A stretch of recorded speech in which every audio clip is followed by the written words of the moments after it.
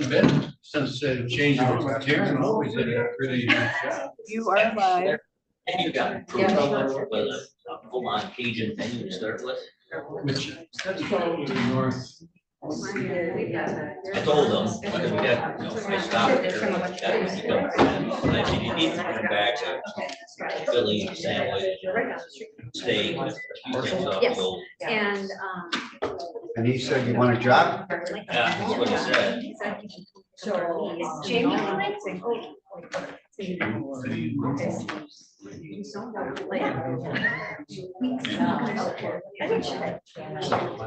Oh, thank you.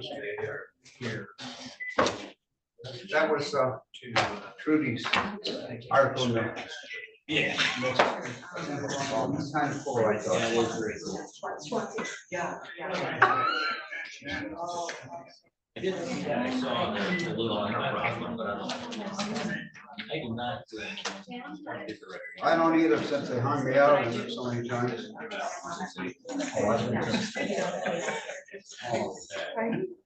Oh, no, I was front page twice in February. Guy,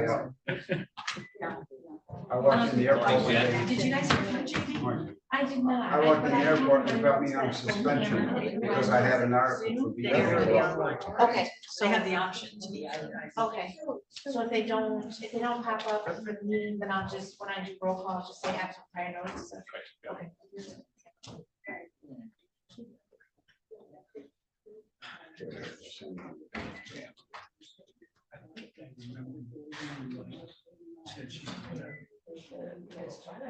That's true. I think she said something. If she's traveling. Done with what you said?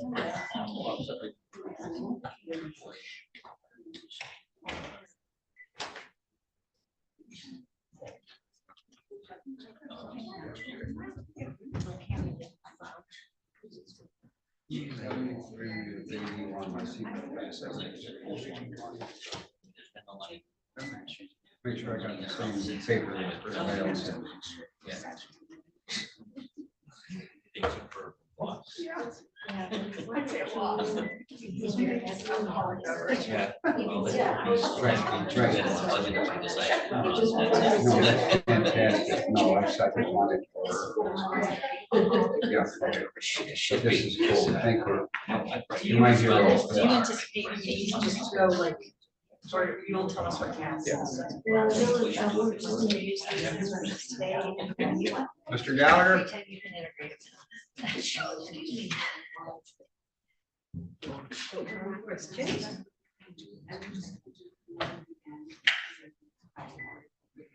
So we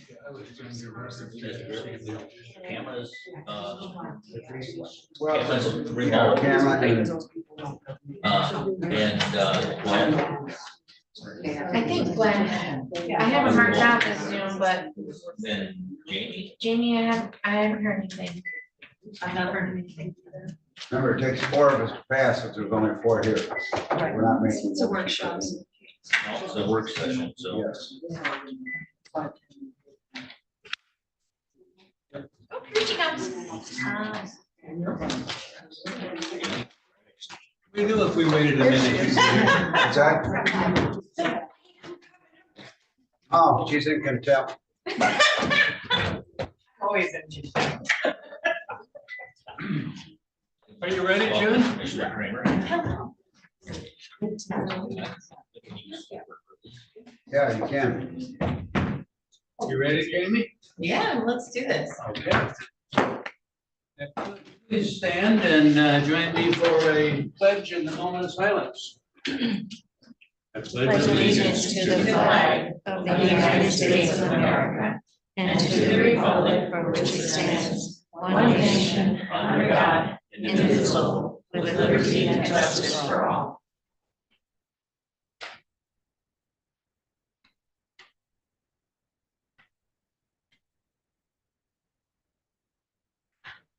Thank you.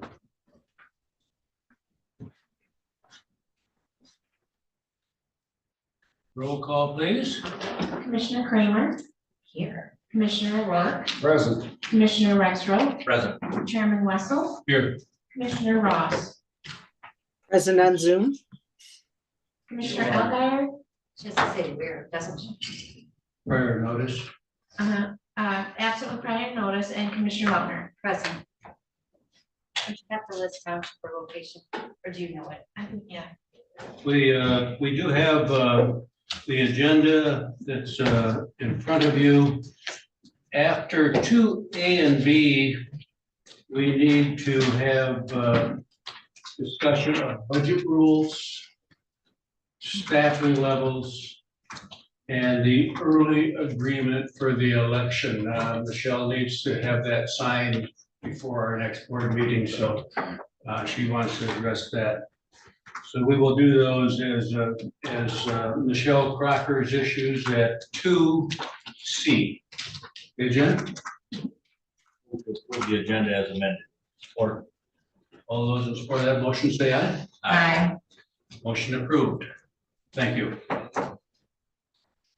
We now are at the spot in our meeting that we would welcome and invite public comment. You have 3 minutes to talk to us about whatever it is you'd like to talk to us about, and raise your hand if you'd like to be recognized. Yes. Good afternoon, Amber. Good afternoon, everyone. I'm Amber Weber, the building official. So I just wanted to take a quick second. And in case you didn't see it, I emailed everybody late last night about one item you had concerns on. So I will make myself available if you have any additional questions. If you don't have any additional questions, that's fine too. So just want to take that opportunity. Thank you. Thank you, Amber. We'll look at that when we get down to item 2 on the agenda. And if we have questions for Amber at that time, we can do that. Any other public comment?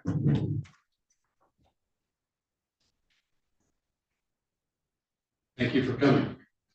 A reminder to commissioners and the public that we are following this meeting today with a meeting of the Finance Committee. And I assume we'll be meeting right in this room. that's my understanding. So we'll take a 10-minute break after this meeting and then reconvene as a Finance Committee with Commissioner Lautner and Rex Grote and myself.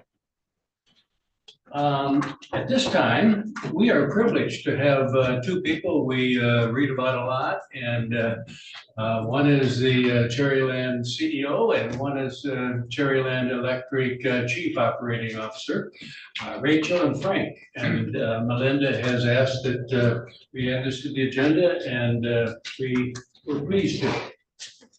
Thank you, Commissioner Wessel, and thank you to the rest of the commissioners for inviting us here today. As was already mentioned, I'm Rachel Johnson. I'm the CEO at Cherryland Electric Cooperative. I'm joined by Frank Sipker. Frank oversees our engineering and operations department, and we wanted to stop by today and give you an update on the work we've done to support the fiber broadband build out here in Leelanau County with Point. Give you an update on what we've done and kind of talk through what we see as you're going through your budget processes. I know you're going to start looking at infrastructure in the next few weeks. What we see as things to kind of have on your radar going forward. So I've got a few things that I'll touch on, but we're also happy to answer any questions that you have. We wanted to make sure you got this information in a timely manner. As I am sure you are aware, Point has paused their project for a little while they regroup on the economics of the project. That includes pausing the work that Cherryland was doing. So I'll talk you through what that looks like for us as well. In case you're not familiar, Cherryland is a not-for-profit electric cooperative. We serve 38,500 homes and businesses across 6 counties in this region. Of that, 17% of those homes and businesses are in Leelanau County. We serve a little over 6,000 homes and businesses here. So you're about 17% of our total membership. We have been here for 86 years. We know a thing or two about building, owning, and maintaining infrastructure in the county. We've honed that over our time. And Frank here has overseen all of that work for us over the last 20 years in the county. And we're really proud of the fact that we have first in class and really are recognized in the state for having some of the best electric reliability in the state. And we've been able to get there by learning what works and what doesn't work in counties like this. So let me talk you through what are kind of the three areas where a broadband provider will interface with an electric utility and how those costs get incurred through that process. The first two I'll go through pretty quickly for you. And I want to just kind of talk about the pole attachment process and then the process of making the system ready to accept pole attachments. And I'll start by saying one of the things we've really appreciated about our partnership with Point is that they've worked really closely with us all along the way to try to find creative solutions to help keep those costs as affordable as possible for them. And also simultaneously, I think, bring value to Cherryland's members. On the pole attachment side of things, here's how it usually works. When a broadband provider is interested in attaching to our system, they put in an application by pole. We have 6,721 poles in Leelanau County. So that's 6,721 individual applications to attach to a pole. Cherryland's process for all other entities except for Point is to charge a per pole assessment fee of $35 a pole. And that is to help us recoup the cost of the engineering study we have to do to determine, can this pole handle that attachment safely? Are there upgrades that need to be made? So that's a kind of an initial upfront cost a broadband provider would incur. And then ongoing, we would charge $17.50 per pole per year for that attachment. And that's to help recoup the cost of maintaining the system around the pole, right? The trees and all that stuff, to keep them from pushing the pole over and taking us down at the same time they take down that broadband provider's infrastructure. Had we passed those costs on to Point, it would have cost about a little under $250,000 in those initial fees, and then about $100,000 a year in operating costs.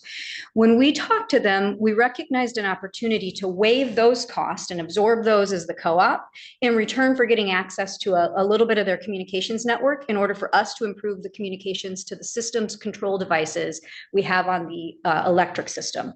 So the benefit here is we're decreasing their costs while simultaneously improving electric reliability for those 6,500 homes and businesses in Leelanau County that we serve. So it's a really nice way for us to kind of work something out there.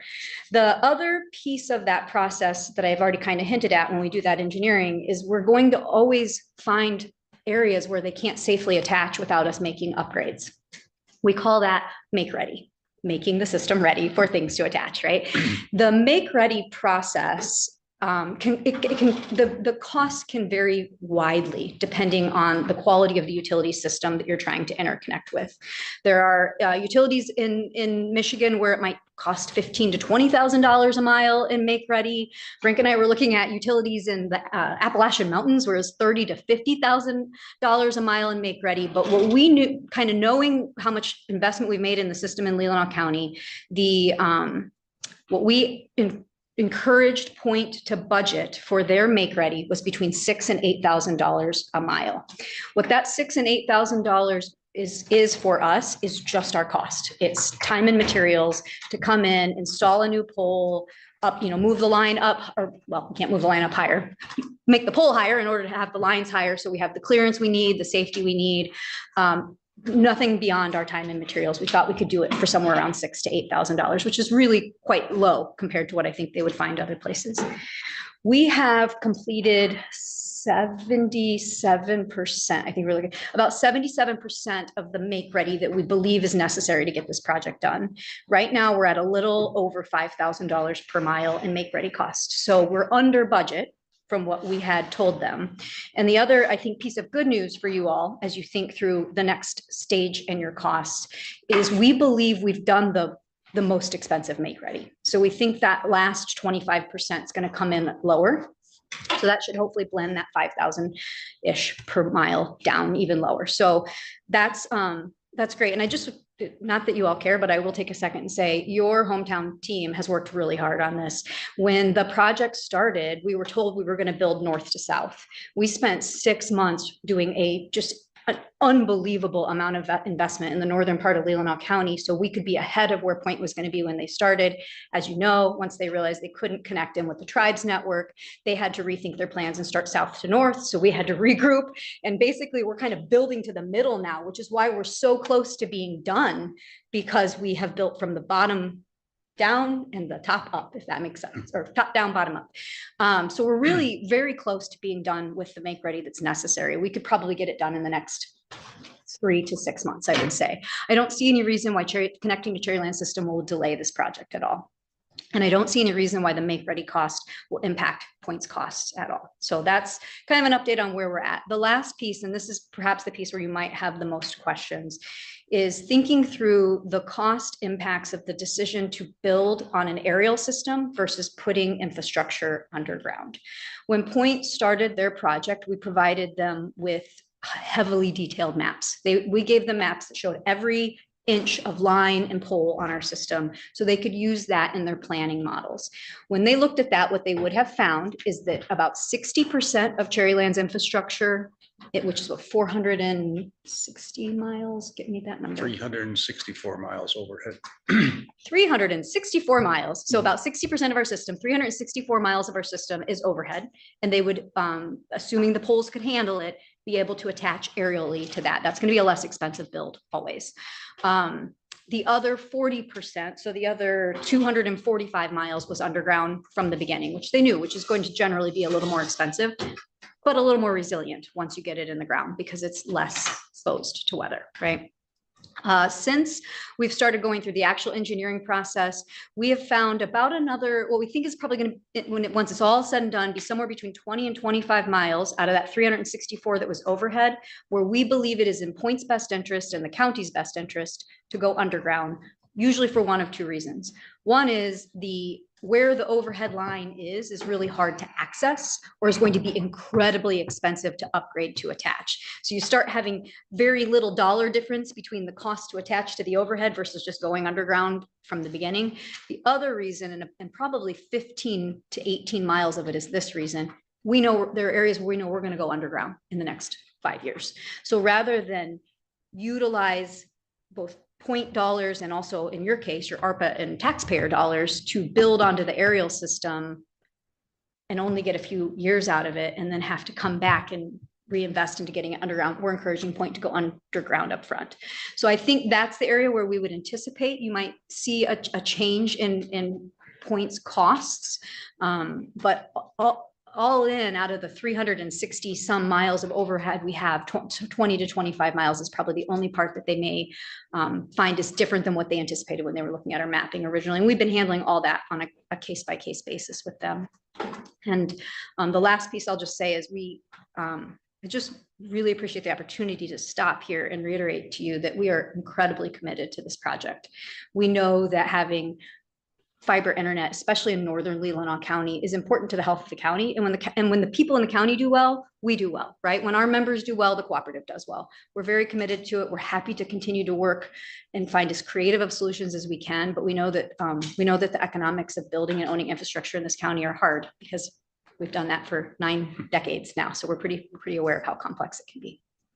So with that, I will simply ask if there's anything else we can answer for you as you continue to work through this project. Questions for Frank or Rachel? Yes.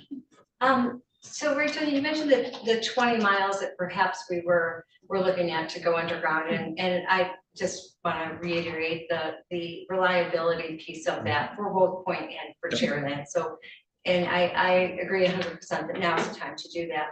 So what is the cost difference in that from going overhead to underground for them?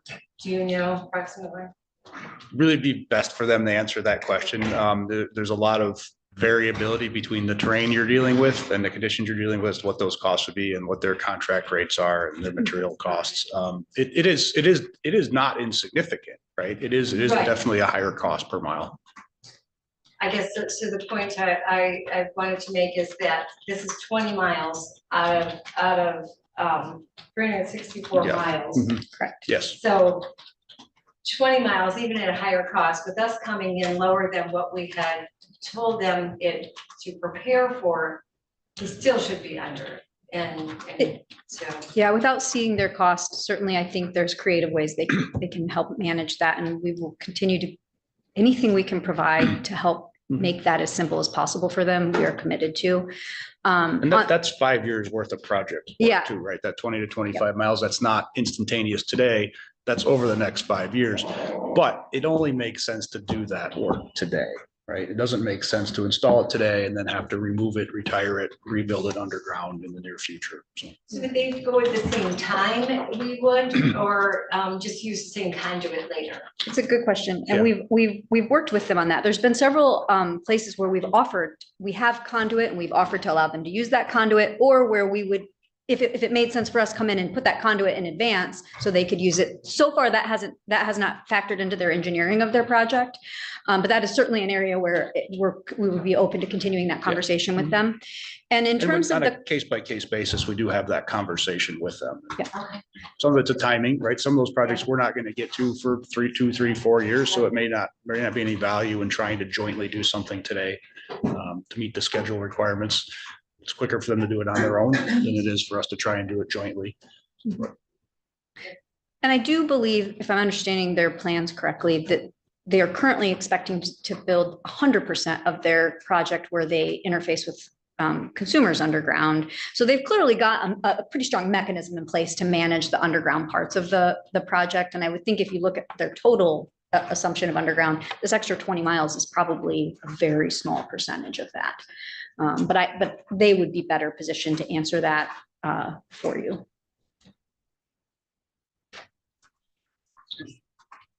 Couple weeks ago, they said they were gonna get back to us on a financial, Mhm. any idea on what they're getting back to us, or what the problem was? I was kind of left in the dark. Well, yeah, do you want to start? I know they're meeting today because we've been in communication with them some in the last week, just trying to figure out where they're at. As this thing is paused, we want to make sure that we're not paused on things that we should be moving on, or that we're moving on things we shouldn't be moving on. So we've been trying to communicate with them as best we can through this pause period. I know they're meeting today. They've assembled a lot of the costs that they've incurred so far. And they're comparing that to what they had forecasted, and they're meeting today to kind of talk through that and kind of identify what they consider to be the sticky points and try to work for some solutions on those to go forward. So I don't know, I don't have the information yet to what they've found, but I know today is their day where they're getting together to start discussing that. So We have no complaints with Cherry Land. Yeah. I worked with Dave Meyer, Belltown, Yeah. so in the fire Yep. department for years. You guys are great. Thank you. We appreciate that. I will add to what Frank said and say, I've not heard anything to give me reason to believe that they don't remain committed to this project and getting it done. I think the thing that that we'll all, as as people who live here and want to live here for the rest of our lives, will have to grapple with is likely the timeline and maybe the cost. I think Cherryland has done everything we can to help manage our side of those costs, but the reality is, and you all know this because you pay for things too, whether it's inflation or interest rates, like things aren't getting less expensive. And so I think the timeline and the cost is probably what they're grappling with, but I have heard absolutely nothing that leads me to believe they're not committed to getting this done. And I think that they will. Would say that I do know that Point and the Grand Traverse Band had a meeting last week. And Point has signed a non-disclosure agreement, and they're still working on that and still optimistic that could be a part of the Yeah. final solution. that certainly brings great value to this project as a whole. So we're very excited to hear that those talks are restarted. Well, while you're here, we have to thank you for your partnership on the tower in Yeah. Township as well. Yeah, sorry to hear that got delayed, but anxious to continue moving forward. It'll be there. Yeah, that's great. Thanks so much. Any last questions for them? Thank you. Thank you Thank very you. much. Appreciate it. And I erred in the agenda, and I don't know, I have done this before. I missed commissioner comments, so we could go back there before we go. Well, you made one, so I thought we were good. Okay. I can't imagine you doing that. I checked it off anyway, so. Well, now we're back with Kathy, and thank you, Kathy, and the team has been working forward. We're glad that we have our treasurer here as well, and Jen's here, and Kathy's here. So get us started on budget review discussion.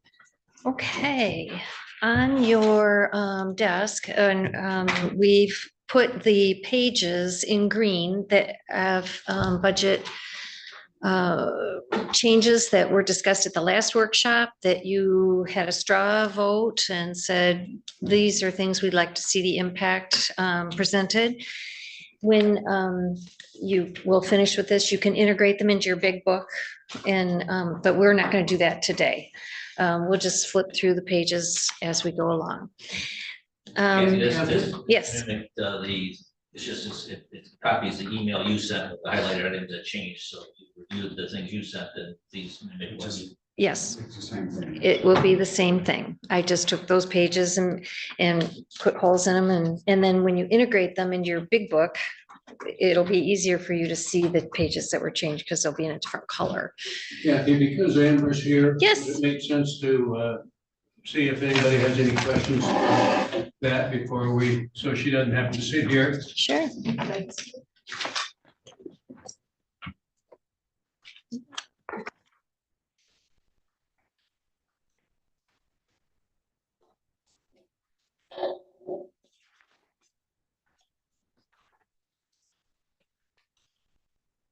May I start? So Amber, when I was reading your comments about the fees are not reimbursed to the county by the state, you say you start out with the contractual fees for the, which is permitting fees, correct? The contractual fees, are you asking as in what we've paid for to Well, date, maybe you or? can clarify that. So these are, I think you told us before that they would be paying for all the permitting fees. Yeah, so this one was a little backwards because I had the permit in place and then we realized we had an issue where we needed to get somebody involved contractually to review. So they had already paid their full The plan review permit. contractual, okay. Yes, yes. Yes, and which is who?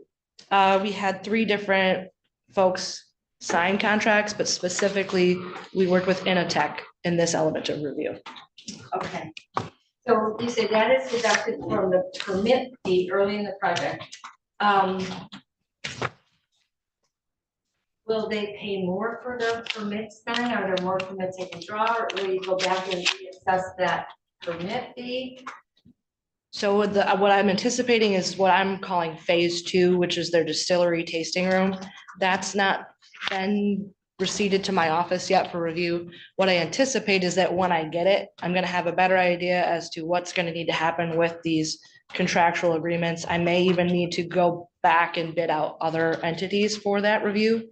And at that point, they will be, whatever the county pays at that point will be billed to them. So we pay it immediately. However, during the permitting plan review process, it'll be charged back to the TC Whiskey Company. Charged back? Yes. Okay. Good, and they've been, they don't have a problem with this, you know, there's no pushback from them because this is also new to us, if they're okay with the. I mean, they've got to anticipate it. It's a large project. It's going to have multiple uses. There's going to be a considerable fee. So without having anything to look at, I can't even estimate what it will be, but I would imagine that's not going to come as a surprise. I haven't had specific talks with Chris Frederickson or any of his team on that, again, because I don't have anything yet. It's all out in the ether at this point. So I guess I'm trying to, so the second phase is the one where you'll be able to actually ascertain our cost prior to creating the permit fee.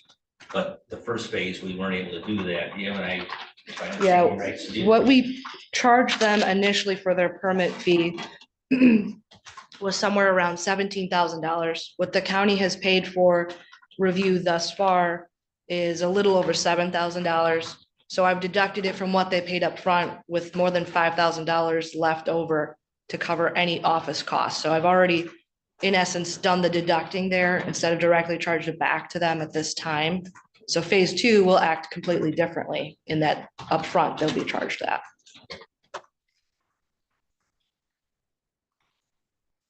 Any other questions for Amber?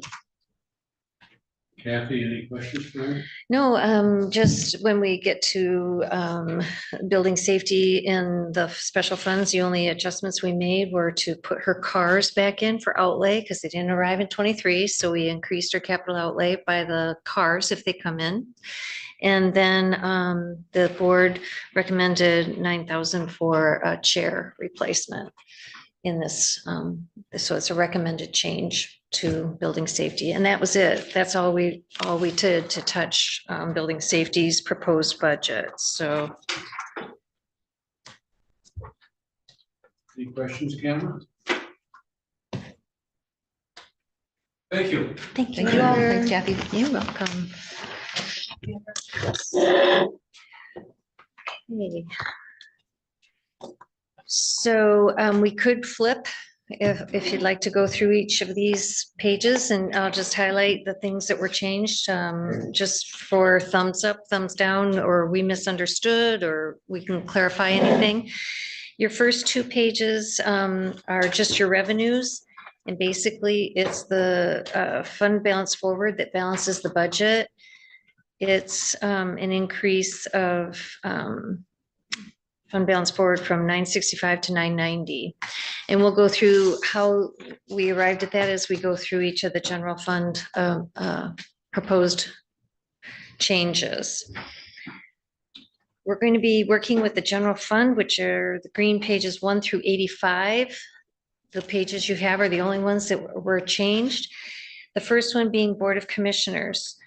Under the Board of Commissioners, the only change in this budget that had, that you indicated you'd like to see the impact was changing the executive assistant from an hourly to a salary. And there's also a corresponding staffing level page in green in your stack showing that change. That's at the back of your pile, but I don't know if you necessarily want to look at two sets of pages at the same time. So And then, okay, go ahead. that's the only change? No, and then we just, we zeroed out substance abuse. Okay. That was a $30,000 reduction in this. So we took funding from somewhere else.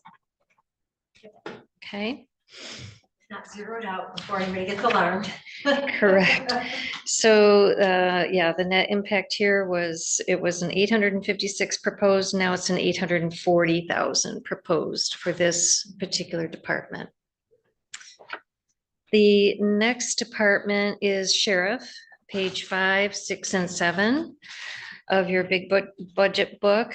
And the impact again here was derived from staffing, proposed staffing changes, which was adding a detective.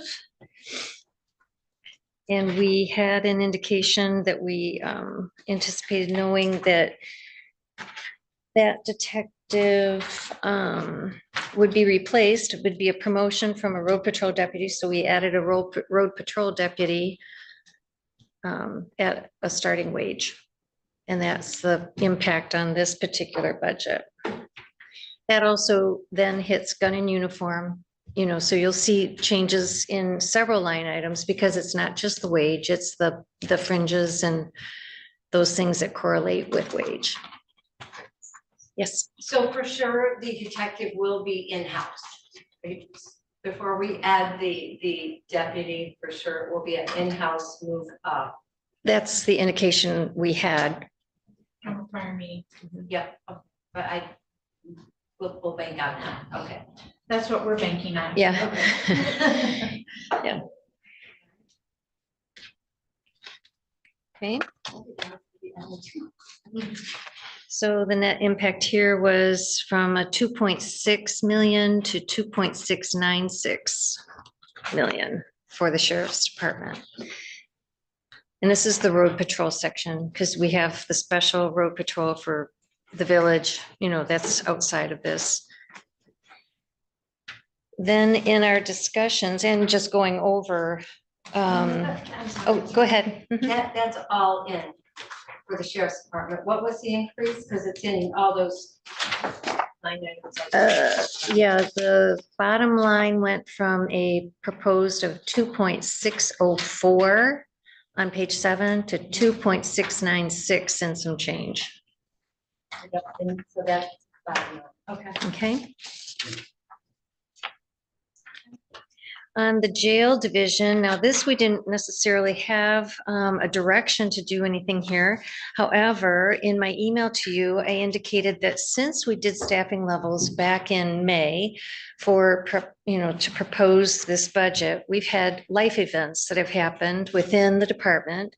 There was a promotion, there was a hire to fill that promotion, there was a retirement that opened a position in the command. And we have some life events and some other departments where people married or had children. That impacts the budget. So rather than understating, we made those adjustments, and jail was one of those that we made an adjustment in because of a promotion and a hire and a retirement. And the retirement, those are important because those groups more than likely are tenured. They've been here a long time. They're in a higher MERS group, a closed group. It's like a 20% contribution, and a new hire comes in at a 9%. That's impactful. So we want to reflect that for you. And that's why you have new jail pages. And the jail total on page 16 was 2.4 million and some change to 2.37. So it was a slight reduction because we promoted from within. They were a little bit under the person who retired, and then we hired in. So you see that impact. Yeah. And so in your staffing levels, the pages in the back, you'll see a new staffing level for the sheriff to include the deputy or the detective, excuse me. And in corrections, the jail, you'll see those pages that match your book. Okay, moving on, we're going to go to prosecuting attorney, page 22 and 23. Should we go? Yeah. Because we kind of skipped over, because we went to Board of Commissioners and we went directly to jail, and I know we're going back to our staffing levels. Oh. But under Board of Commissioners, Sure. we have the new page because we just took the executive assistant to a salaried position, Mhm. kind of based on, perhaps based on that person and that person's workload, and to avoid overtime. Correct. So as we look into next year and hiring again, should we go back to the hourly, the lesser amount, go back to the hourly, but not budget overtime and just control that position? Because this position had been helping with parks, but we don't know now what we're going to do with parks.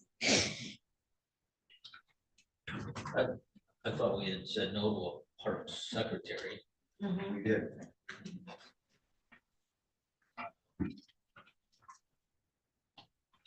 So I guess I'm trying to understand the interrelation there.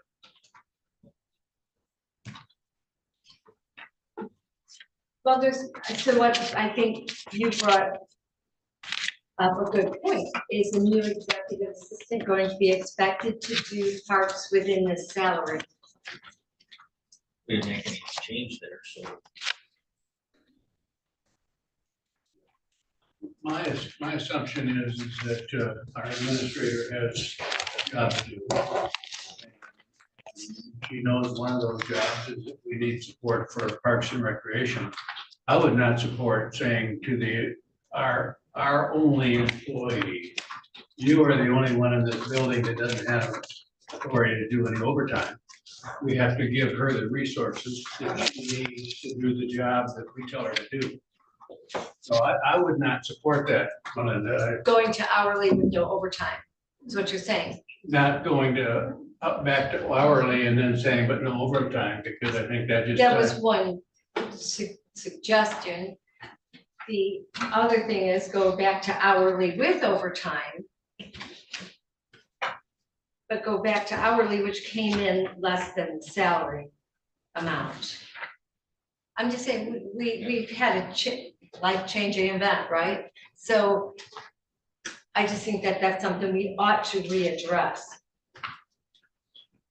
The only concern I have, I guess, and I don't know exactly how to either stick it in contingency. I mean, obviously, if we have a change of staff, we're gonna have some parallel training. There's gonna be some hiccups in the road, right? I mean, walking it right, do the job.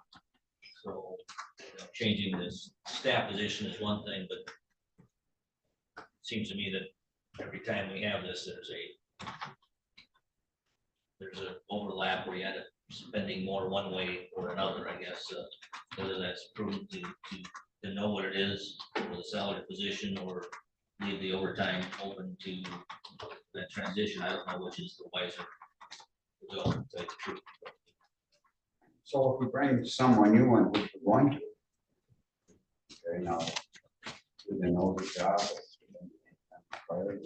Give them salary, they don't know the job. They don't. We're bringing somebody new in that position. So now is the A lot of time unknowns. for that Okay? job description then, and then write in, That's what they're saying, is the job description requires a secretary. requires Parks and Rec. Because, Mr. Chairman, Yes. is this a budget meeting or a personnel committee meeting? it's a budget meeting. So we're looking at, Budget? I think it's appropriate because this is part of our budget discussion that we had last week. so, I would like our administrator to have the opportunity to speak. yeah, sure. I have to admit, I was not part of the conversation that took place. I believe it was a year ago when the board was approached to change all of the deputies to salary positions. And in essence, this position, in my opinion, should be looked at as a deputy in terms of the salary range, the responsibilities and the expectation. This is the person that helps to set everything for the board. This is the person that works with the clerk's office to make sure the documentation is current. And there's just a variety of different roles and responsibilities, as well as supporting the administrator. And so that's really the rationale for making this a salary position, because there are night meetings and there are day meetings and there are times throughout that there are expectations. And so this is to really create no, you don't like the word equity, but I guess I would say consistency among the different staffing levels. So this is the only position that was not brought up to salary, as I understand it, when it was reviewed in prior years. I just have a question. Is this our last fight at this? Our hope is having, when we're done today, to be able to go to the board meeting in November and get public opinion. I guess Make it salary and let it go. including the job description will include parks then, because that was some of the discussion also, it's time spent on parks. So maybe because we've had to do a stipend in the past to take on that workload, because it wasn't added. So now if we have a clean slate, basically, and we're going to hire somebody in that position, and we aren't going to give, not going to do the parks position, so then this person would be, with the higher wage, be expected to help administrate parks. I would like to have the opportunity to look at that in terms of job descriptions. We have two positions that we're going to be hiring. So I think I would like to have the opportunity to look at that. This person would not be coming in at the same level of our current executive assistant, because they're most likely be starting at a different level. So I think that I would like to be able to have the flexibility to determine where that position works best. Parks and Rec is in many situations a planning responsibility, because it requires a parks plan. So I don't think I have the opportunity to really determine what those job descriptions are going to look like. So there may be some flexibility there. Is it fair to assume for Commissioner Lover's benefit that we don't need to have, right now we've been handling it with our staff the way it is, right? We haven't had a Parks and Rec secretary. Is it reasonable to expect that that situation will still continue? I think that's probably one of the concerns that you want to just narrow down to it. Are we going to approve this and have someone come and say, well, you really need a Parks and Rec secretary?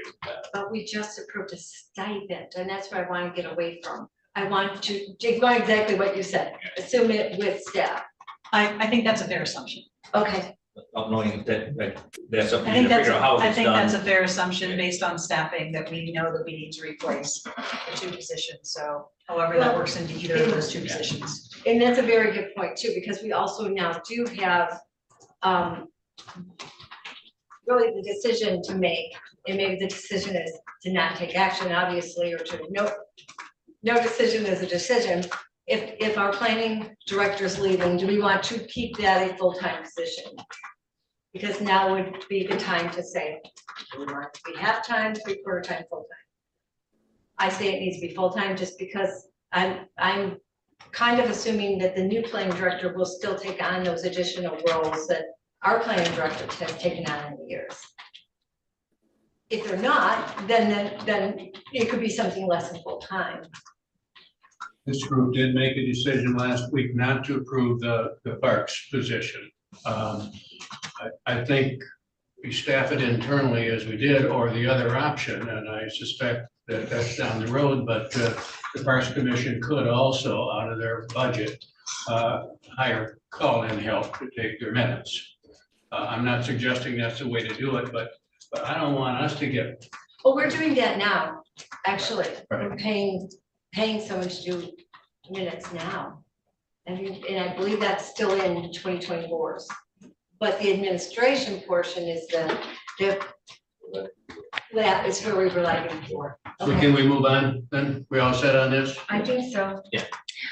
I'll just add one thing to that. When we have a vacancy, and it just happened to be when we were redoing these staffing levels, on this particular or anyone where perhaps we were budgeting for hospitalization for a single or a couple, we always up charge to the family level because we don't know who we're going to hire. So we always budget high for hospitalization when we have open positions.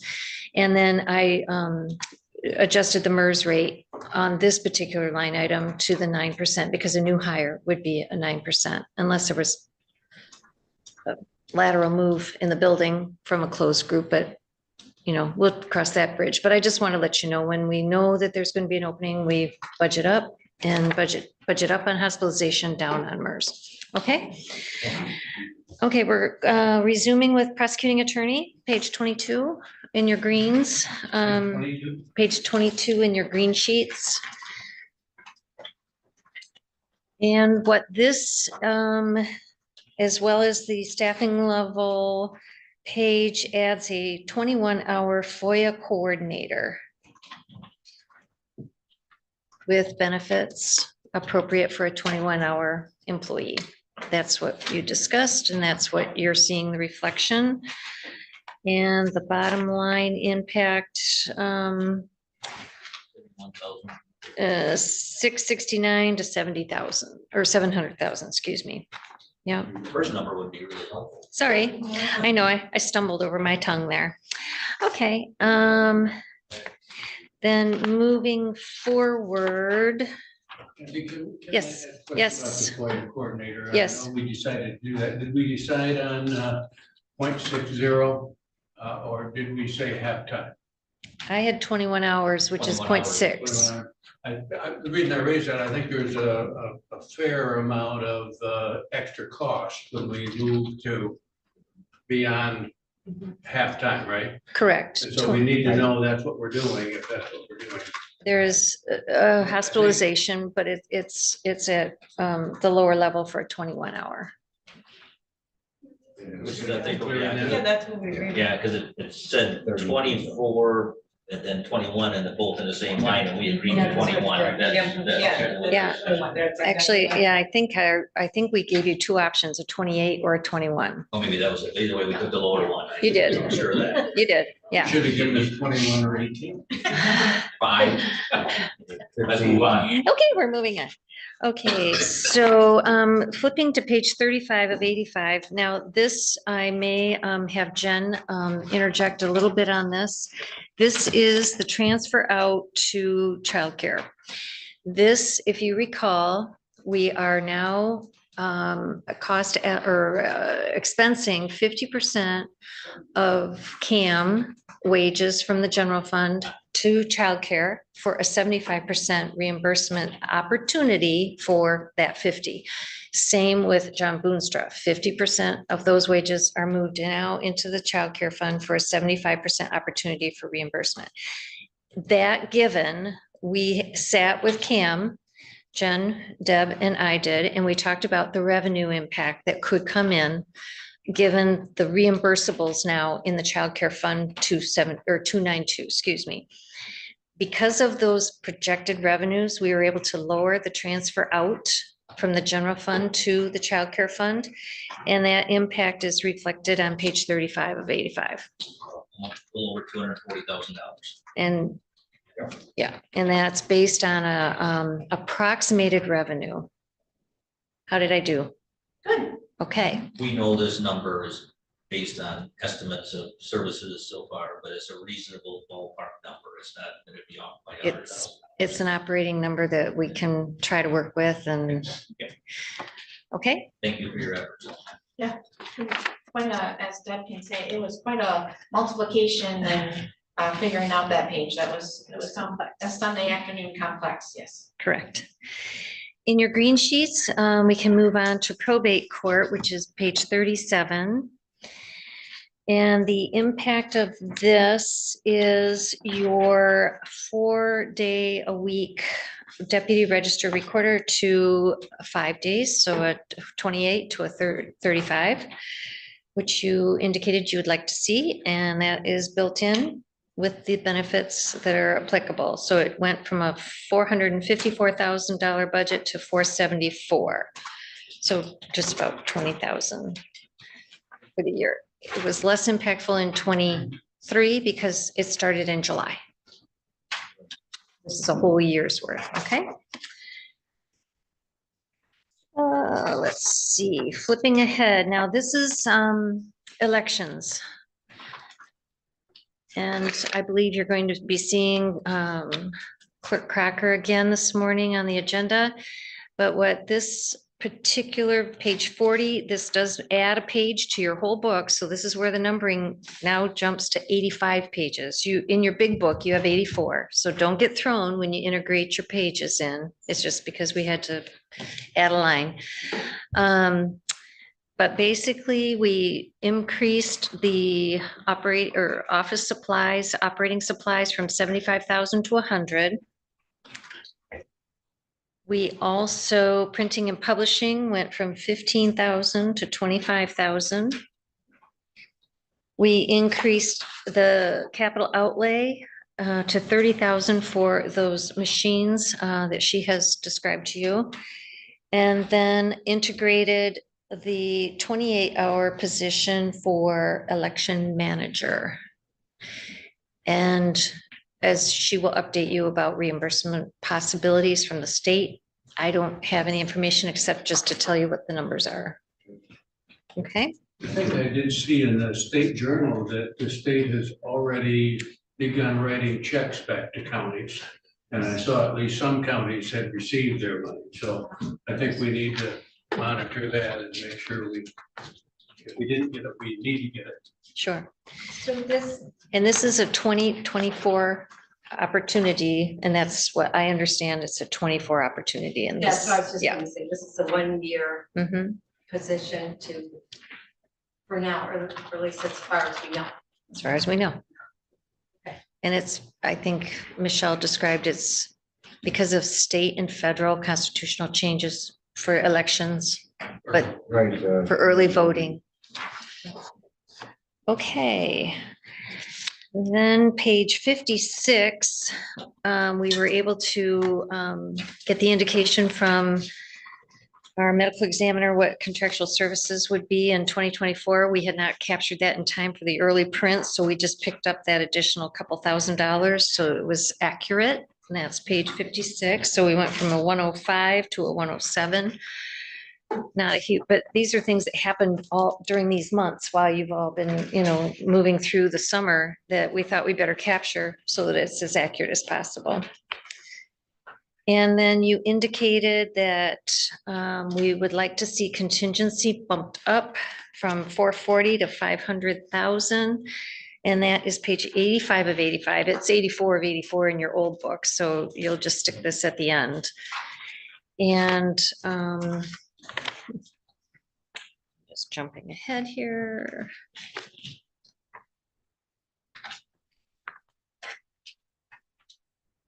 And I know we talked about a couple things. What was the 60,000 for? the Was 60,000 is in the event that if you were to make a finance change Right. and go from a staff of 3 to 4. Possible future. okay, I have one question, Kathy. Yeah. I have a note early on. sure. And maybe we didn't get a chance to do that. There was talk about whether we could move the Hoppany recorder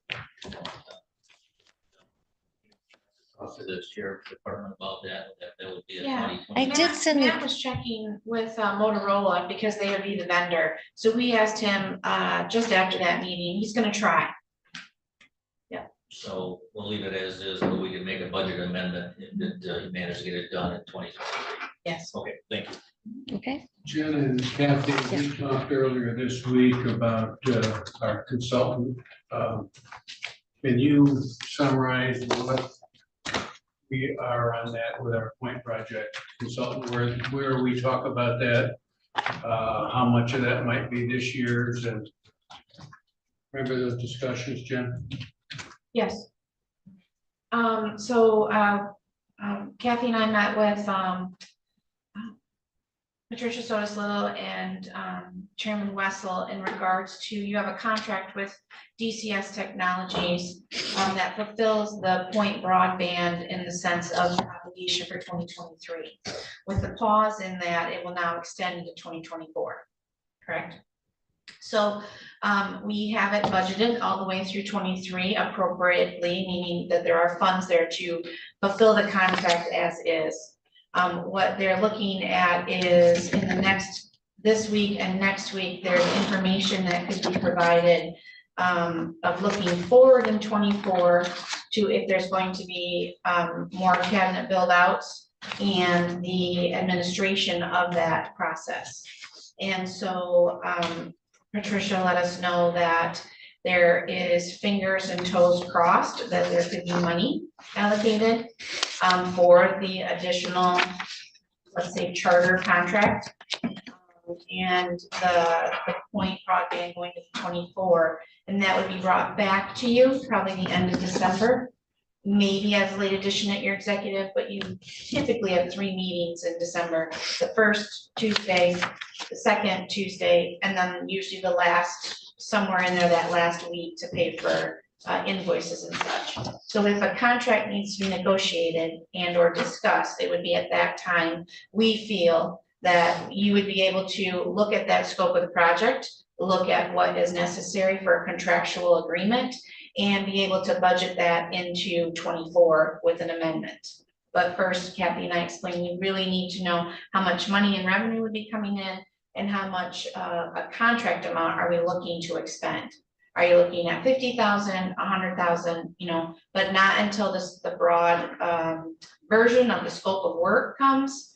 Did we want to put anything in your budget for 24? It's an unknown.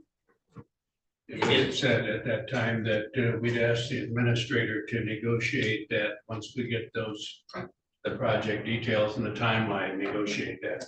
And that entire discussion is concerning not the actual installation of those things. That's just our relationship with our consultant for that time. Yeah.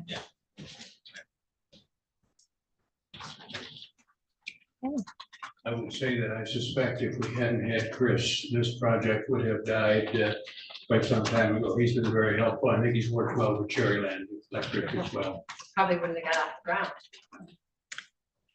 Okay, in your next paper clip, we're going to now go into the special funds, which has its own tab in your book when you decide to integrate the pages. Starting with recycle, we had the benefit of Trudy being able to share a bit more about her recycle fund, and we increased contractual services from 120 to 170. That would be reflected on page 7 of 81. And then, let's see, I think we also did a capital outlay increase to 15,000. Yeah. So, Yep. 970. Correct. So this particular proposed went from 607 to 672 and change. We did, and timing, we didn't touch the staffing level here. It's just too new. So it's the same. We didn't touch any of it. Concealed pistol, page 22 was to lay in the capital outlay for fingerprinting equipment. So that increased that budget from 86 to 10.8. We had 3,000 in capital outlay under 5,000, so we zeroed that out. That's why that impact isn't quite as much. This is the only plan is to buy this piece of equipment. What's it called? IU or Igenesis? Identis, Igenesis. I don't know. Okay, and then, let's see. Early childhood. Yeah, we changed the early childhood. So we would use a little higher fund balance, Originally, when this was proposed, it was rolled forward. And correct? so in September, you lowered the millage rate. So I went ahead and looked that up on Sunday and then reflected that in this budget, bringing fund balance forward and then what the millage was the figure to be brought in. So that's why wasn't spoken about at any of the work sessions, but I did take it upon myself to correct that for you.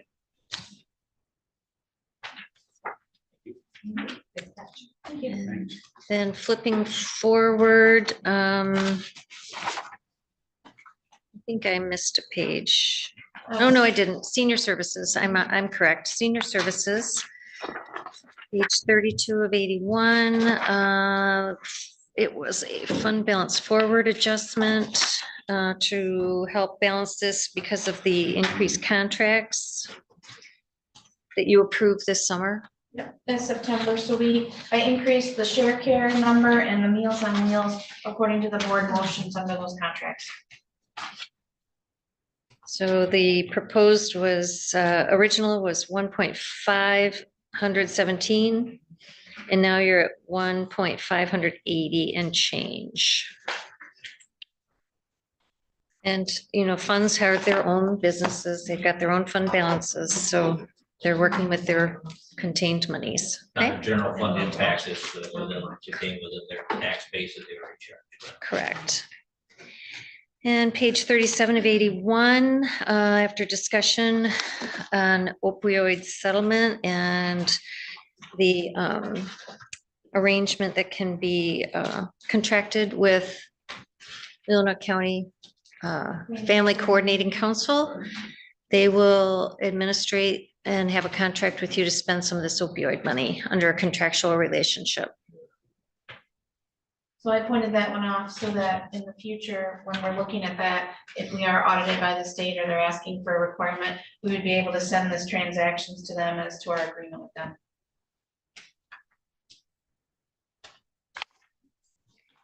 And 292, we did put these pages in for you, Fund 292, page 40. And this is to show the adjusted revenue that we came to by fancy formula with Cam's help and Jen's fancy calculator. And then what we also did to help facilitate Cam with regard to his reporting to the state is, and this is how you end up with 81 pages instead of 80 now. On page 41, usually we just see contractual services in the 801.000. In sitting with Cam, it has it's going to be helpful to him for reporting to delineate foster care non-scheduled, institutional care, other counties. So he's got line items now, and we broke all those down so they're pointed off. It's easier reporting for him. And so that's how you end up with an additional page. His explanation and when I was saying about the calculations is the 801 that is represented by the 59,950. That is a 75% state reimbursement. The ones between 832.01 and then down to 832.06, those are a 50% reimbursement. So when I was calculating the state money coming back, I had to separate what was 50%, what was 75% to give us the balance that the county would have to supplement.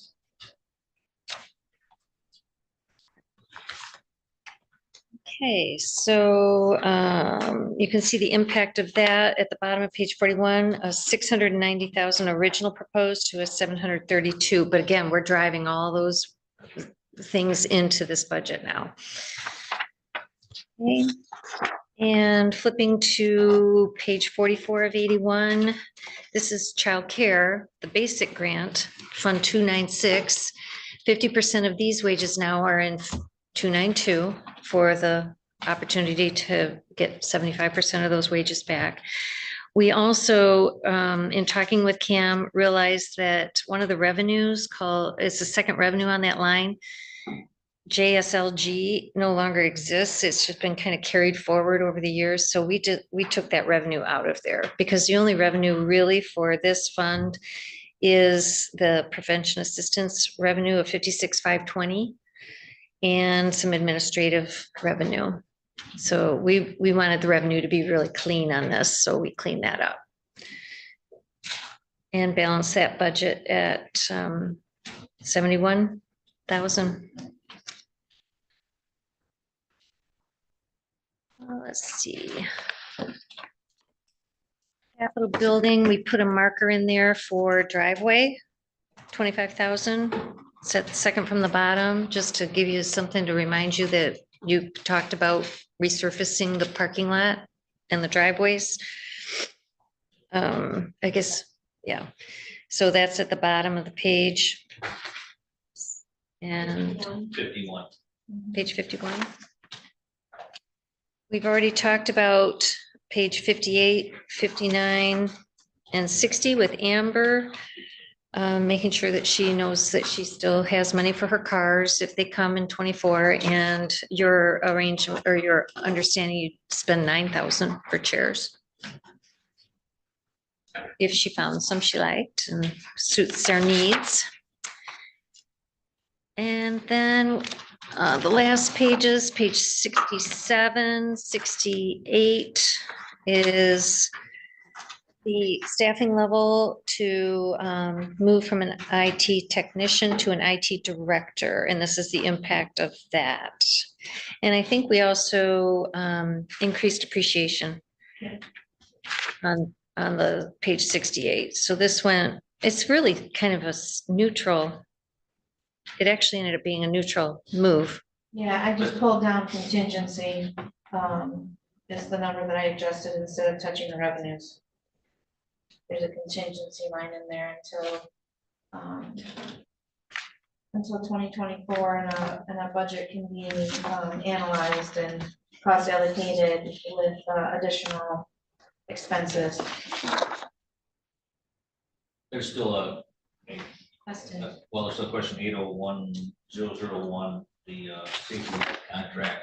I know that isn't done yet, but that has been forgotten. We hope to negotiate that to a low. Have we had any conversations with that yet? We're looking at, after looking at the contract and the piece that was added in terms of the additional staffing that was agreed to previously, which bumped up their contract, it's approximately a $10,000 component that when we meet with them on November 9th, that's one of the things that we're going to be asking them to reduce their contract by that amount to be able to justify the change in staff. Which would just offset the change for, yeah, so, okay, good. As long as it isn't forgotten. Thank you. Not forgotten. And then I'm going to let Jen address insurance fund, page 73. And yeah, 73. You'll see an increase under the third line item on page 73 under employer share hospitalization. So the previous department request without the staffing level changes, either with retirements, new hires, and or the new staffing being added, that went from 1.7 million to 1.8. And then in that cost allocation, we increased the expenses under insurance. And we go from 673 to 733,000. And that's how each staffing level is allocated. And then we charge each budget for who is within that staffing level to fund and pay for our Blue Cross. Okay. And then let's see. Page 80 of 81. I think the only reason that this is in here is not because there's a change in the capital project, it's because there's a bottom line, which really is just to the net effect of all the fund changes, even though they all have their own monies. I just stuck that page in so you could see the change at the bottom from 13,000,009 to 14.2. But that, again, each fund is contained, each fund is contained. So this is the reflection of the workshop last week with regard to general fund, special funds, staffing levels as we took them from notes, and Commissioner Rexroth's checklist was helpful as well. And at this point, I can say I'm not sure of the order of things, except if this is something that we could put on the agenda for the executive to recommend to approve.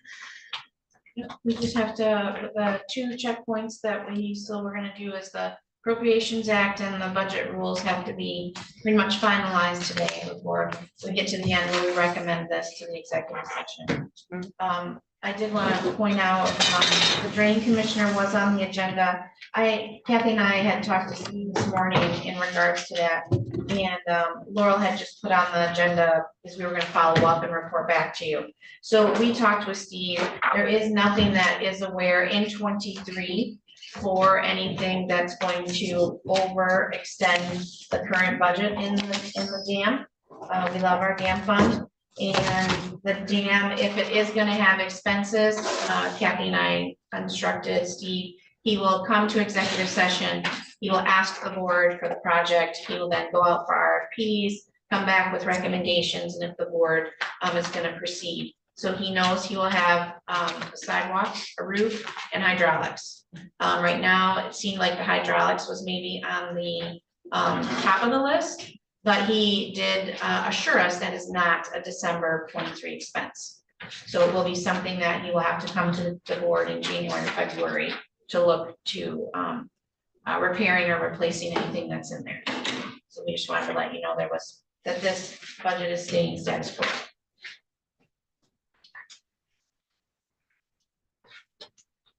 And I noticed some of you might not have brought your original budget books with you today to look at the budget rules, the red line version in the front of your book, or the Appropriations Act, which is got a red line version. If we need to take a minute, I can run and get more copies. Commissioner O'Rourke, did you have these with you today? I don't, I've got a book right up there. I can get one. Okay. It's in the car, but take an hour to get there and back. So before we move on, we had a couple different discussions about Parks and Rec. We had a meeting yesterday, and they did ask, as I explained before, for reasons not at fault for Parks and Rec, they were not able to spend most of their capital outlay budget for this year. So I gather there was the expectation that we will be allowed to roll that, our capital outlay forward to 2024 on top of the capital outlay we're going to need for 2024. So would we just do that after the first of the year when we find out we don't? We'll do a budget amendment. Okay. The other thing they ask again is that we find any extra money to help with the paved loop portion at Miles Kimmerly Park. With the new park plan for Miles Kimmerly, it's been revamped, which is very smart because the 1 mile loop actually included a hill up and a hill down. It may not be the best to do it in one loop for wheelchairs or things like that. So they're doing a 1/4 mile loop down like around the ball diamonds, and that will all be flat. And that'll be phase 1. Phase 2 would be the continue on with the 1 mile loop that would connect to the boundary. And they said it was more like $50,000 that would probably do that first 1/4 mile loop, which would be an amazing start, but that would have to be an additional project from the Board of Commissioners or Parks and Rec, if we could somehow find that for 2024. And I told them I would ask again. Now would be the time to change it. Can we put that in our discussion of our other projects that we are going to be trying to prioritize? Capital project. Capital project.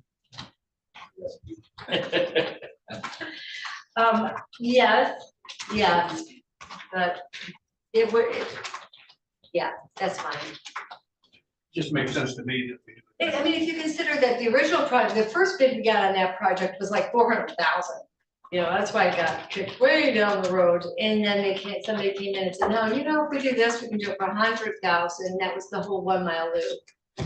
So this 1/4 mile loop would be an amazing thing for moms and walkers and people on walkers and that sort of thing. Budget rules, Al? For the budget rules, I and do.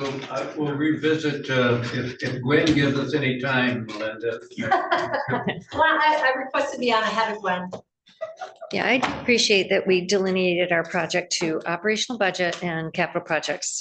It's been very helpful because we can move along with the operational. So thank you for that. This is, Thank you for all your work to It's a get all very good- this Weber put all this together in a Yeah, short time. thank you. A lot of work there. Thank you. I echo that. I mean, my blood pressure has dropped amazingly since we went back to this process. So thank you. keep calm and carry on, correct? We're at the part of the meeting now that I'm going to ask Clerk Crocker, excuse me, Michelle, to help us through the 2 items we just mentioned, if you have them available to look at. I made extra copies if you don't have them. I think everybody brought theirs, so we're good. And Anna, I sent you an email in case you didn't have them. What page are we on in the book? I'm sorry, could you just, It's the Appropriations Act and the budget rules, and I did send you an email just in case you Okay. didn't have your book. okay.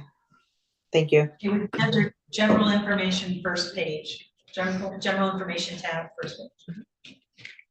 So as you get closer to, and I'm kind of taking these in reverse order, but I think the first one that you've got there is the General Appropriations Act, which is required. And we'll just go over that first. Laurel has made numerous updates to this. And this is the document that when you approve your budget after your public hearing, this is the resolution that you'll be adopting. And of course, you know, the first one is just about the Uniform Budgeting Act. The second paragraph is it talks about county offices, the courts, county departments, and others have submitted requests for a county appropriation in the 2024 budget. And then it just goes through as your whereas.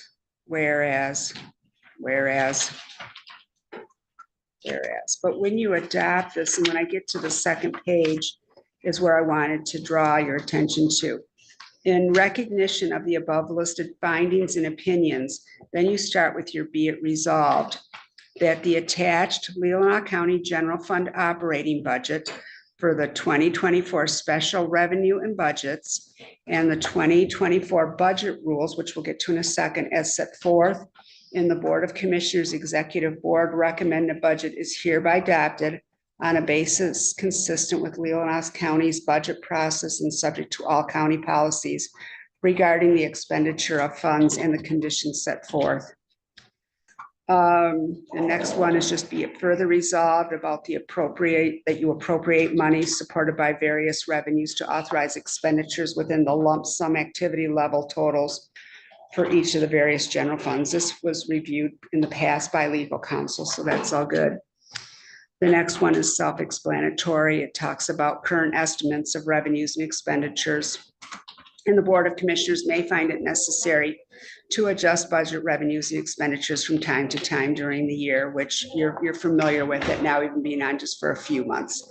Now, on the next one, it does talk about, be it further resolved that the Leelanau County Board of Commissioners, for purposes of the Truth in Budgeting Act, establishes a levy, and that amount of that 4.3825, that will be changed. And that is the total of the 3.3580 mills That was the county levy that was done in July, that was approved by you. That's general operating purposes. The 0.5 mils for the road, which is a December 1, which you just did at one of your prior meetings. You left the senior services at the 0.3134. And then the one that will change is the early childhood, and you put that at 0.1861. So that's what that will reflect in this document, and then that total of the 4.3825 will be adjusted. The next paragraph was added years ago, and that's just that all county elected officials in county department heads shall abide by the 2024 budget rules as adopted and amended by this board, and that the budgeted funds are appropriated contingent upon compliance with all approved county policies and procedures. When you adopt this, you are also adopting your authorized staffing levels, which I think you're familiar with. They are in the back of your budget. And that shows for every department within the general fund and all the funds, how many staff have been allocated to all of those departments. And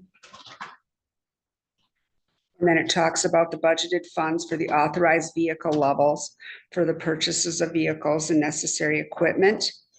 Further, and I think that everyone here understands this, and I speak for those elected officials and department heads, that an appropriation is not a mandate to spend, but shall limit the amount. I don't think that you've got spending just for the sake of spending, but it does give us that cap, and it's so noted in here. So that is the one resolution. Well, then it goes back on to the rest to comply with the law. Let's see here, be it further resolved. And then be it further resolved that the county administrator is hereby reappointed as chief administrative officer pursuant to the Uniform Budget and Accounting Act. In just the standard language there. So that's what, as it stands right now, that's the draft of the Appropriations Act that you will be looking at in November at the executive. Behind that are your 2024 budget rules. I don't know that you've gone over them in depth, but there were some changes last year. Yes. I got a question on 4. It says the chief administrative officer, county administrator, is, and the finance director. Who are we labeling that to? I mean, as chief financial officer still Jeff, and the finance director is the deputy. Is that what we're talking about? Well, the chief administrative officer is different than the chief financial officer, which you are moving to with your finance director, but currently what I'm that's. asking, what clarification for this, where we at? Yeah. Yeah. I don't know that I'm in a The chief position. administrative officer hasn't changed. Right, Right. but that was her title before, was in charge of. Right.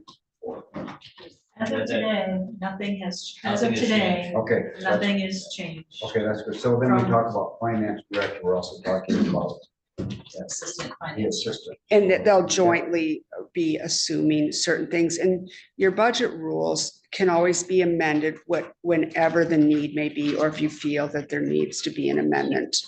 You can always amend these. These are just draft, and it's still subject to whatever you do in November. I just want. Yeah, clarification, right. Because we got a lot of changes. Yep. Well, and this print is old. I mean, you know, a lot has happened since May, Mhm. so. But But we don't. we're on the same page with what the It's a draft. administrator just said. Yeah. Yeah, Nothing, she's- yeah. she's still there, yes, okay, yeah. And it does talk about on number 7, for some of you that are new, well, 6 talks about the authorized staffing levels. 7 talks about certain positions contained in the authorized staffing level, which are supported in some part by a grant, cost sharing, or other source of outside funding, are only approved contingent upon the county receiving the anticipated revenues. In the event outside funding is not received, or the county is notifying that the funding will not be received, then said positions will be considered not funded and removed from the authorized staffing level. If that ever came to be, that would be brought back before the board for your consideration. 8 is just, it's in there, but we do have allotments that we do pay out, you know, once each quarter. So when you get your monthly report, sometimes you see a department at the end of January that might already be showing 25%, but it's just because they get an allocation, they get it 4 times a year. Okay. The rest is just all fairly standard. The one thing, yes, Yes, number 13, motor pool, rental, charges. Did we raise those up in this budget? Not yet. Oh, we will here. Well, that's what Kathy and I were discussing, and we were running some numbers. I mean, to us, we can leave 24 as is, and then with our proposal, but we kind of need the board motion in November to go ahead and raise it. So we kept this status quo for now, in realizing when you approve we need to approve a number that then directs us for 24 to be amended. What's it Well, gonna would it be? be logical for us to, you're going to have a number, you're going to have a number based on cars costing us $65,000. Yes. Is that 50? Yes, That's what we obviously need. That's what we obviously need to go to. So would it be more logical to put that in here now? Make that motion in November to basically ratify, but it would be at the same time we do this budget. so in number 13. I'm sorry, what, Jim? We are in November. Yeah, November 13. Well, I we meant in don't put- November, executive, right? 'Cause we're gonna bring this. All right. We don't put the rate in here on your budget rules. So But we have to put it, where would we? well, Correct. it would be brought back to you for a special motion. I would think once you adopt your budget and we have that finalized, because you never know what a public hearing can bring either. And so we don't want to set it prematurely They if could that say, could. get rid of all road patrol. Well, or they might say, we support you adding 3 more cars instead of, you know, Exactly. whatever. Double road patrol. And then we would just have to Okay, so we create just everything amend all it over. then Later, but Yeah. we won't forget it, correct? No, no, So There's yeah. full agreement, it needs to be changed. Right. Okay. There's absolutely no, I don't think Alright. anybody here who disagrees with changing the motor pool fund. I think there's universal agreement, so I don't Okay. think it'll go away.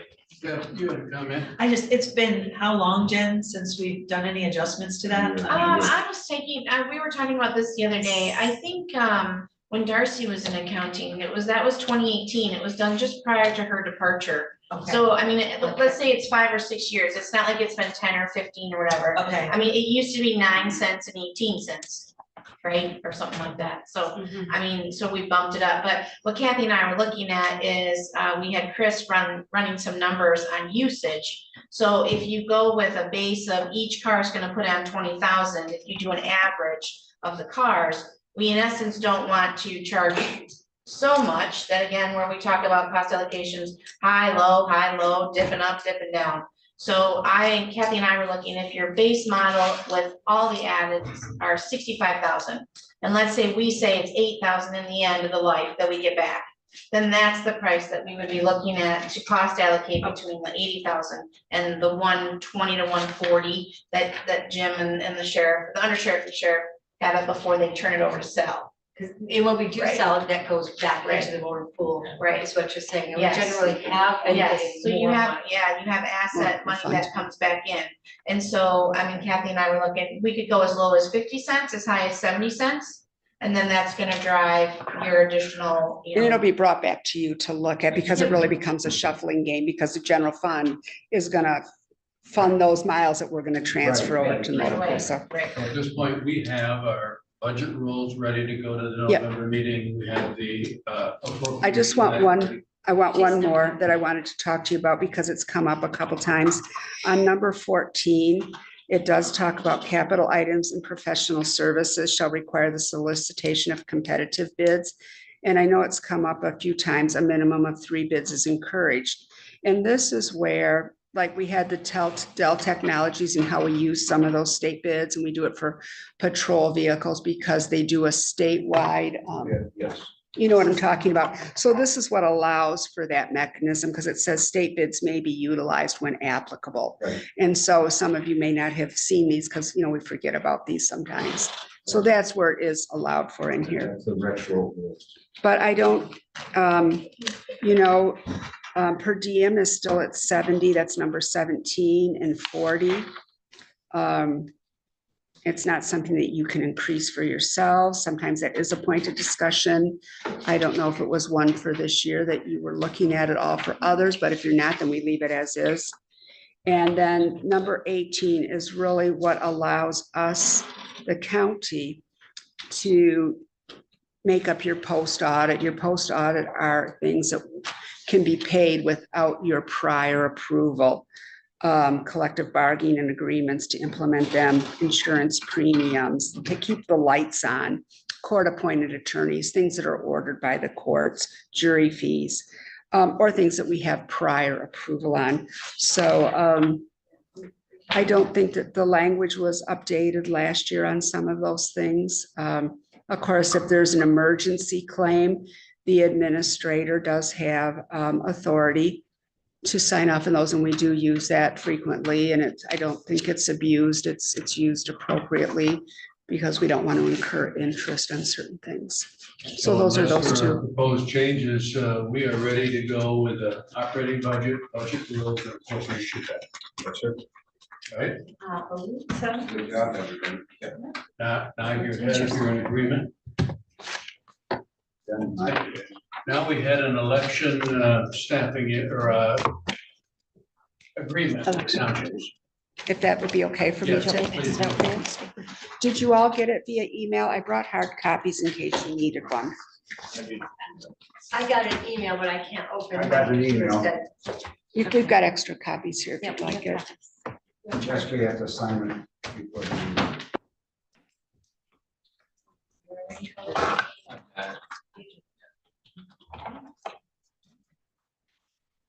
How many screens do you put in this copy, Do Jamie? we have to have consensus to post it or just consensus? That's to right. move forward? No, so- Trying to even it out with the amount of coffee. Chairman Wessel and commissioners, based on what you've done today, then Laurel has it prepared, the public hearing notice for the, that the budget would be available on probably the Monday before executive, because at executive is when you would recommend it to the board, but it would be available the Monday before the executive generally. We would hold the public hearing at the regular session at 7:15. And I talked to Laurel before the meeting and she was ready to go, because that would have to go to the enterprise for post publication today or tomorrow. So I was just asking, verify with Michelle, I have it that you have made a consensus to move forward with the budget as presented for fiscal year 2024 to the executive session. Correct. As well as budget. In the public hearing 15 minutes ahead of. It'll be, you'll go into session Oh, in sorry. November and then you will take a recess to go into the public hearing At the regular. at the regular session. Yeah, about 15 minutes in, 10 or 15. Okay. But the book with the budget will be available Yeah. the Monday before the executive. Correct. The 13th. Correct. That's Yep. verification. And I think Laurel has all that in the notice. Now, the next item is on the agenda today only because the clerk needs to have our nod to allow her to sign this without really having official board approval, right, Michelle? Correct. I've been working with Tim Perone. He's been working with several of the counties, the county clerks, because this is an agreement between Leelanau County and all the jurisdictions. So it is made by the board, although you're all represented by your county clerk or your township clerks. And this complies with the sample that the state of Michigan sent out, but the attorneys have corrected it to allow. A lot of it is legalese that complies with the MCLs. All of the jurisdictions have agreed and want a county agreement, with the exception of our annex portion of the city of Traverse City. They are going to be a single standalone municipality. And according to Attorney Perone, I should not be signing this without Board of Commissioners approval. Now, what this allows for is the early voting sites that I've talked to you before about. It names the parties, which are all the townships. It puts in there about the coordinator, which is me, QVF administration. It does, this agreement will involve our Leelanau County Election Commission, which is the probate judge, the county treasurer, and myself. We'll have to do a couple things with this, in addition to what we already do with elections. And it talks about the approval of our early voting hours and how the notice will be sent. Everyone in the county has to receive a notice that we will host the early voting site here. And I will need a little bit of guidance. We had thought about this room, but I want to make sure that that's going to fly. We were concerned about weekend hours because it will be for Saturday, Sunday, and trying to keep it up here as opposed to in the basement. But we want to make sure logistically we can flow right and look at the calendar. So may I know you're going to work out those details. So we had talked about a couple different things. One is come in, vote, exit same door, or come in, vote, exit down the hallways. Right. So if it's a weekend, is that going to work? We would to put up, during COVID, we had those, That's what I was just gonna say. I can't think of those barrier things, and we could put them up, and there will always be on the weekend hours, someone here from my staff. We're just not going to abandon these people. Just to keep that flow going and to make sure. Yep. And is it fair to, would you have just your staff, or would you have someone from each township? Yep. Would That is under the early voting plans. Okay. And each township will also be serving as a site supervisor if they're willing. Some are more able to do it than others. It's hard during the week for some of them, but I then have the authority to appoint a site supervisor if they're not able to do it, which will either be myself or a staff member. And some township clerks sounded like they might be willing to take up a couple days to do it. And so it's up to you. I don't know from a legal standpoint which way this is due to the Secretary of State by November 9th. Some of the townships fortunately have their meeting between the 6th and the 9th. A few of them have them on the 8th. Some are having special sessions. I don't know what your comfort level is. I do need to get it to the Secretary of State sometime on the 9th. It can be, 11:59 on the 9th. I don't know if the chairman and I had talked about if you have consensus that you're going to recommend this for approval at the executive and then the 21st. I am signing it though, then without a board motion, or if you are more inclined to have a special session since we tend to have a lot of meetings anyway. We could just tack it on. No. I think it's consistent with what we, in principle, already agreed to in our prior meeting. And I think we ought to just say, Michelle, please sign. Support. I can tell you just personally, as one commissioner, I'm 100% behind this plan to help our townships to do this. And I am also willing to do whatever you are most comfortable with, because I know this is a number one, we can't vote, right? So you're just really taking the knot of our head. But this has to be done, I think I read before our executive. The 9th. That's next Thursday. And if you're today telling me to do it by consensus, I will run it by Tim just as a double check. And if he says this is really a bad idea, then. My only reservation is to make sure that it doesn't. Right. Negate the agreement in some way by this action. That's what I was going to do. So- Yeah, so in that case, we can just tentatively, we have that week before our executive, we could try to sneak something in if we had to. 6, 7. So you could check with the. I'm going to go back to the If we need a office. special meeting, you can let us know. I will. tomorrow. Right, I and can then we do- can post that for early next week. Yes, yes. I'll do that this afternoon. Okay, Are there any other questions for me on this? And we will be, no money has been sent to us yet. There were some test counties and the larger counties that have a lot of money going out. But right now, I'm not as concerned about our money because the vendors are supposed to be paying and billed for our big ticket items. So, and we won't get certain funds back until we actually do it. Like for our payment, the county will be paying the election workers with reimbursement from the state and from the jurisdictions back to us. Okay, thank you. are you done with me? We are. Okay, We're down now where we need to set a future meeting to look at our capital projects and infrastructure projects. I did hear yesterday that we would be getting an update from Point and Charter by the first of the week. And so that will have the figures we need for that. And I think we've got to look together, and I would suggest we have a meeting next week, a workshop next week to deal with infrastructure. if you're having a meeting to deal with. We can do your infrastructure, special it's meeting. like, Love meetings. Let's tie our special session and then we don't have to worry about this. That's what I would say exactly. Combine Same it. for our own, We could do that if you. if we set it. I just, Yes. Well, that takes all the, yeah, go ahead. I just wanted to make sure the clerk didn't have any conflicts with next week being Tuesday, the election day. So let's rule out any dates that we need to make sure that we're. I think right now that you have a personnel meeting at potentially 3:15, but I thought it was going to be short. And of course, we would prefer that we're not meeting up too much on Tuesday.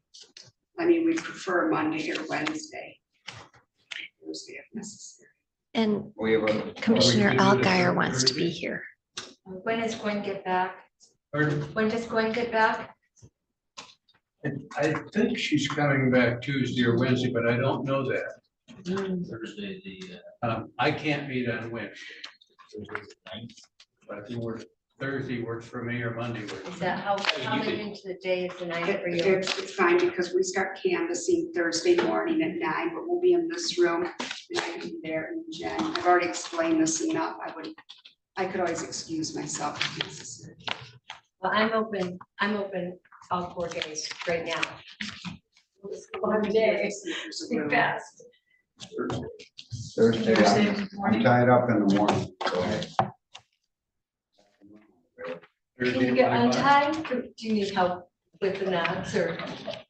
Never mind. Let's just stop that conversation. But Thursday, 1 o'clock work, like we did today. Thursday at 1. Jamie, that work for you? Be sure. Yeah, as long as we're out by 3. Thursday That's at 1. ambitious, but Well, do we have to wait till what, do you want to do 12:30? Does that get into lunch hour particularly? I mean, did we have to wait till 1 or can we do a 12:30? Whatever works. I'm okay with As 12. soon as Rookie can get on time. My point, yes, I can be here by noon. 12:30. 12:30? And that is the day the clerk needs that document signed? Okay. So 12:30 PM and then you're doing a special session. Special then budget? Yeah, special then budget, and then special to authorize, right, the clerk's signature, so budget So- immediately following. So it's gonna be committee of the whole, since budget is over, it's not gonna be a budget work session. We want a committee of the whole immediately following 1 o'clock special session, Correct. right? Okay, just getting it ready. for that committee, the whole meeting, we will invite the engineer on HVAC to be here. We'll have the information from the fiber project here. What else do we need to make sure we have? So, I think we have most of the rest of the stuff. Parks, Pardon? parks. We need the park proposal. I can try to at least bring those schematics for you all. Could we, if there's, between now and tomorrow, if there's stuff we need that we haven't talked about, send an email to Deb and have her put that on so that we get everything we need for that meeting. And I think we also need John, the treasurer here, to work with us on revenue and funds. Are you free on Thursday at 12:30? right? So I have three topics, broadband, HVAC, and Parks and Rec, right? Well, it's all capital, whatever. Capital improvement. Capital improvements, Capital outlay. it's capital outlays, yeah. Okay. Are we set on that? I think we are. Good. I think that finishes our agenda, except to thank Kathy and Jen and Michelle and Deb and Sarah and John and everybody else who's picked up things and made this happen. And now we are at our second public comment section of the agenda. If you would like to make a public comment, we would like to hear from you.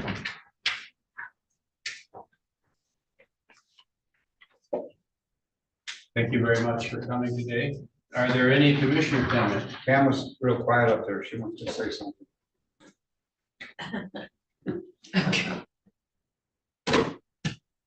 Motion We to ready to adjourn. adjourn? Motion to adjourn. We are adjourned. We will reconvene at